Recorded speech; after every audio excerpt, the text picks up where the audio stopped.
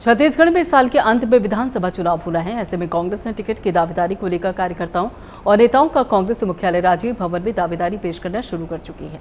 छत्तीसगढ़ में आगामी चुनाव को देखते हुए कांग्रेस में लगातार बैठकों का सिलसिला शुरू हो चुका है, जिसको लेकर कांग्रेस प्रदेश प्रभारी कुमारी शैलजा ने कहा कि चुनाव इलेक्शन कमीशन के हैं और आगे बैठक उसमें होती रहेगी और चर्चाएं भी। लोगों के बीच जाकर काम करना हमारी रणनीति है। युवा, किसान, मजदूर, स्वास्थ्य, शिक्षा को लेकर हम काम करते रहे हैं।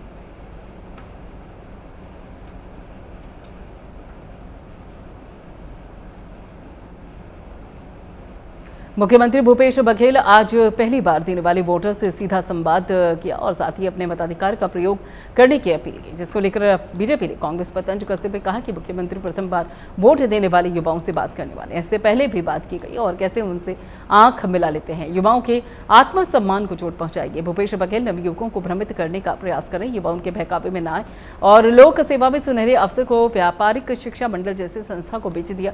युवा ठगा हुआ महसूस कर रहा है। बेरोजगारी आंकड़े लाती है राज्य सरकार, अब ये भी न कह दे कि बेरोजगारी शून्य है।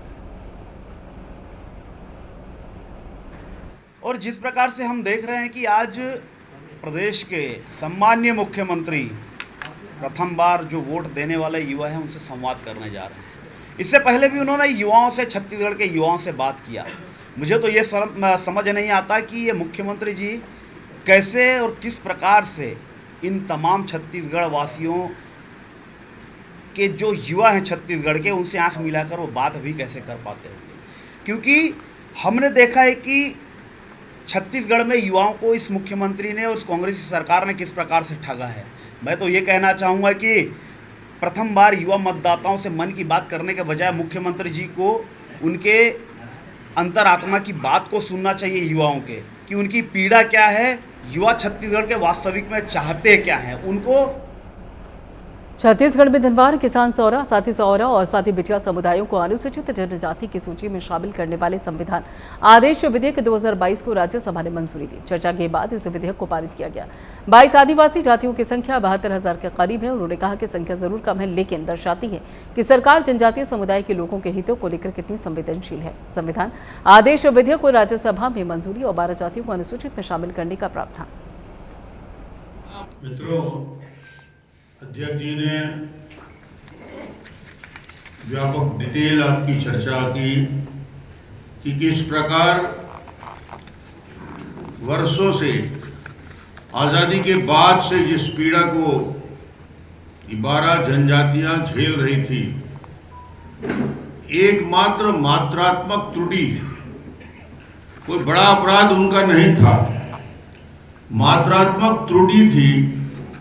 जिस मात्रात्मक त्रुटि की वजह से उन्हें पूरी पीढ़ियों को न केवल अनुसूचित जनजाति का अधिकार जो उनका मिलना चाहिए था से वंचित।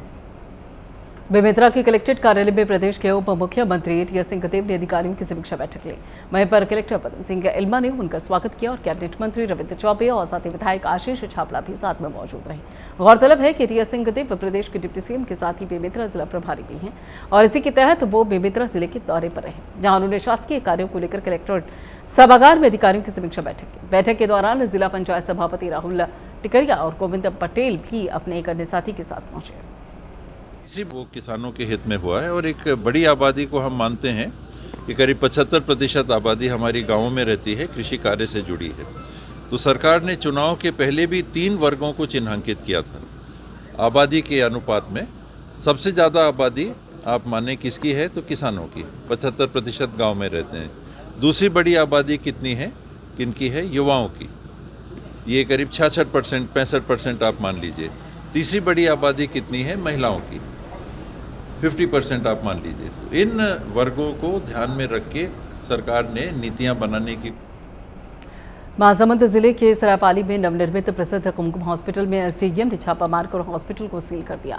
वहीं हॉस्पिटल संचालक प्रवीण शर्मा मौके से नदारद रहे। महासमुंद कलेक्टर के पास शिकायत मिली थी कि हॉस्पिटल संचालक फर्जी डॉक्टर डिग्री के सहारे सरायपाली शहर में कुमकुम हॉस्पिटल के नाम पर संचालित किया जा रहा है, जिसमें बिना अनुमति के ऑपरेशन और छत्तीसगढ़ मेडिकल काउंसिलिंग में रजिस्ट्रेशन न होने की बात कही गई थी। वहीं अब स्वास्थ्य विभाग पर भी सवाल उठने लाजमी है कि शहर के बीचों बीच इतनी बड़ी हॉस्पिटल संचालित कैसे हो रहा था और इसकी जानकारी विभाग के अधिकारियों को कैसे नहीं मिली। लिहाजा कुमकुम हॉस्पिटल के ओपीडी, एक्सरे, आईसीयू सहित पूरे अस्पताल को सील करके संचालक की तलाश की जा रही है।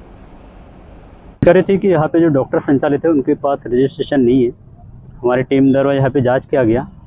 जांच में डॉक्टर और उनके अनुपस्थित हैं, बट उनके स्टाफ के द्वारा डॉक्टर का रजिस्ट्रेशन या फिर अस्पताल का रजिस्ट्रेशन के संबंधित कोई भी दस्तावेज पेश नहीं किए गए, जिसके वजह से नर्सिंग एक्ट के तहत अस्पताल को सील किया गया। अस्पताल का ओपीडी सील किया गया हमारे द्वारा, और जो दवाई की दुकान है उसमें भी उनके कोई डॉक्यूमेंट उनके द्वारा। महेंद्रगढ़ जिले के झगड़ाखांड थाना क्षेत्र में पुलिस को छापा मारकर 70,000 रुपए नकद और 6 बाइक और स्कूटी सहित 17 जुआरियों को गिरफ्तार करने में बड़ी सफलता मिली। खोगापानी क्षेत्र में चल रही जुआ के फंड में पुलिस ने छापा मारकर 17 जुआरियों को लगभग 70,000 रुपए जब्त करने में बड़ी सफलता मिली है। मामले का खुलासा करते हुए थाना प्रभारी मोतीलाल शुक्ल ने बताया कि पुलिस अधीक्षक सिद्धार्थ तिवारी ने सभी थाना प्रभारियों को निर्देशित किया था कि सट्टा, जुआ, मादक पदार्थ जैसे अवैध कार्यों पर संलिप्त लोगों पर कार्रवाई की जाए। उसी क्रम में हम लोगों ने मुखबिर लगाकर रखे थे और जहां पर खोगापानी में कुछ लोग जुआ खेल रहे थे और इस सूचना पर टीम बनाई गई और साथ ही जुआ फूड में रेड कार्रवाई की जाए, जिसमें 17 लोग जुआ खेलते हुए पकड़े गए। उन 17 लोगों से 6 मोटरसाइकिल, 11 मोबाइल, लगभग 70,000 रुपए उन लोगों से बरामद किए गए। अभी जो छत्तीसगढ़ में नया जुआ एक्ट नियम बना है उसकी धारा 3 के तहत कार्रवाई की गई है। वहीं पर आरोपियों के 7 महिला भी जुआ में संलग्न थी। श्रीमान पुलिस अधीक्षक महोदय का हमारे यहाँ आदेश है कि किसी भी हालत में शासन के आदेशानुसार जुआ, सट्टा और मादक पदार्थों का कारोबार हमारे क्षेत्र में नहीं होना चाहिए। उसी चलिए फिलहाल इतना ही। बाकी खबरों के लिए आप जुड़े रहिए प्राइम न्यूज़ के साथ।